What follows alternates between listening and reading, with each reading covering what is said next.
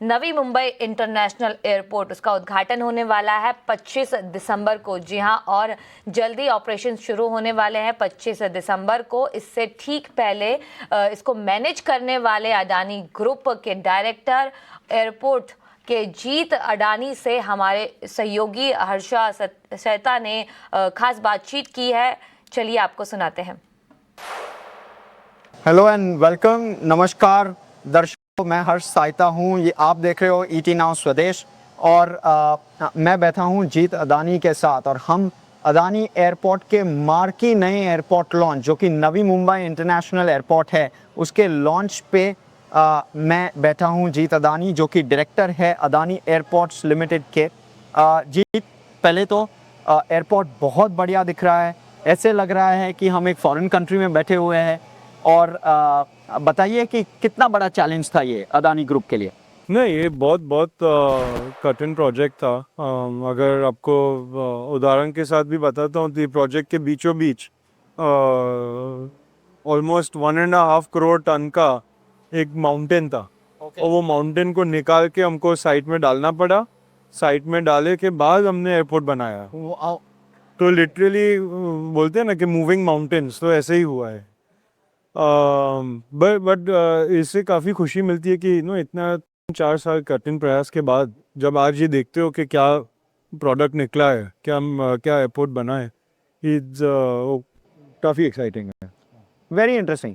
ये एक public private partnership है और दर्शकों ये फर्स्ट ऑफ इट्स काइंड है जो कि एक इंडियन ग्रुप ने पब्लिक प्राइवेट पार्टनरशिप करके ये एयरपोर्ट बनाया है। तो ये एक छोटी चीज़ नहीं है। कितनी बड़ी चैलेंज थी ये मॉडल करके ये लेना आपके लिए काफ़ी नॉर्मल है। लॉन्ग जेस्टेशन, लंबे वाले बिजनेसेस जो कि 5 साल 6 साल के बाद आपको रिटर्न्स दे, पे बैक पीरियड 10 साल होते हैं नॉर्मली सारे प्रोजेक्ट्स के। क्या थॉट प्रोसेस था जब आपने ये चैलेंज लिया? नहीं, वो टाइम पे हम क्या देखते हैं कि पब्लिक प्राइवेट पार्टनरशिप हो या इन टर्म्स ऑफ ओनरशिप या फिर कंसेशन मॉडल हो, तो वो हम साथ में एक जैसा ही देखते हैं। अल्टीमेटली गवर्नमेंट पार्टनर है। जब गवर्नमेंट पार्टनर नहीं है तभी भी गवर्नमेंट पार्टनर ही है इंफ्रास्ट्रक्चर प्रोजेक्ट्स में, बिकॉज इतने स्टेक होल्डर्स के साथ आपको कोऑर्डिनेट ऑलवेज करना पड़ता है। तो इसलिए वी ऑलवेज सी के इसमें कोई कठिनता नहीं थी कि बिकॉज ये पब्लिक प्राइवेट पार्टनरशिप था, इट वाज मोर डिफिकल्ट। लेकिन डेफिनेटली काफ़ी सपोर्ट मिला है local government, local stakeholder, state government, central government से कि ये प्रोजेक्ट को सक्सेसफुल बनाए। छत्रपति शिवाजी महाराज इंटरनेशनल एयरपोर्ट को आप हैंडल करते हो, आई बेग योर पार्डन। उसके साथ आप 7 और एयरपोर्ट्स को भी हैंडल करते हो इंक्लूडिंग दिस वन अभी। सो टोटल 8 एयरपोर्ट्स आप अभी हैंडल करते हो। Old model versus current model, कितना फ़र्क है दोनों में? काफ़ी फ़र्क है, बिकॉज जब गवर्नमेंट का ओनरशिप है, more from a system process बाइन काफ़ी केयरफुल होना पड़ता है।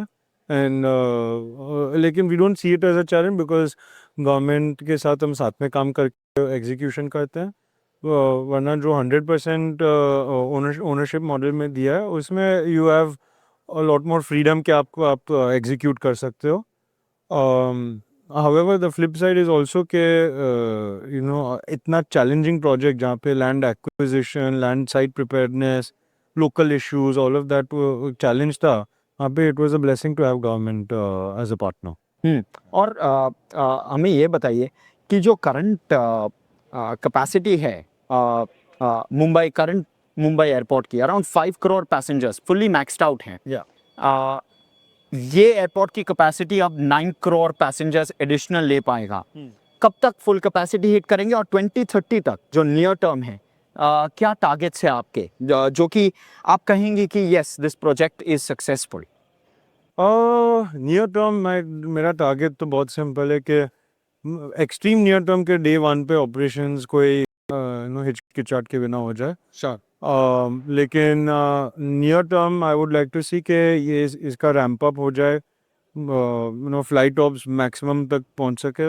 वी सी के बाय नेक्स्ट ईयर ये 2 करोड़ तक तो पहुंच जाएगा। उसमें चैलेंज नहीं दिख रहा है by the end of next year. तो इसलिए जब अब next to next financial year की बात करते हैं तो वो ईयर में आपको पूरा साल मैक्स कैपेसिटी पे चल रहा होगा ये एयरपोर्ट।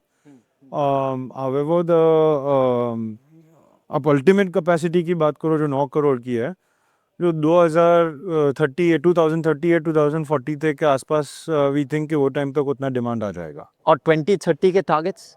2030 विल बी अबाउट मेरे हिसाब से थोड़ा कंफ्यूजिंग है कि क्योंकि टाइमिंग पे डिपेंडेंट है। आपको आइदर 21-22 मिलियन होगा या फिर 30 मिलियन के आसपास होगा। अंडरस्टूड। अगर मेरा नया terminal 2 of Navi Mumbai ready bye 2030 तो आपको शायद 6 महीने फुल ऑपरेशंस मिल पाएगा उधर। समझता हूँ। आपके आरओसी नंबर्स ऑब्वियसली थोड़े हिट लेंगे। करंट आरओसी बिजनेस का कितना है और रिकवरी होगा तब कितना होगा फुल मैक्स कैपेसिटी पे इधर? तो आई थिंक अभी ऑब्वियसली बिकॉज नया एसेट है, स्टेबलाइज होते उसको 6 महीने लगेगा। वी थिंक अभी ये आरओसी में 1-2 परसेंट पॉइंट का हिट होगा शायद, लेकिन वो temporary because next year itself मैं फुल कैपेसिटी में रैंप अप हो रहा हूँ, तो next year will swing back and एक पॉजिटिव डायरेक्शन में 2-3 परसेंट पॉइंट ऊपर जाएगा। Perfect. Thank you so much Jeet. Thank you Ashish. आपके साथ बात करके खुशी हुई। और दर्शकों, उससे हमारी चर्चा खत्म होती है। Thank you. चलिए आगे बढ़ते हैं।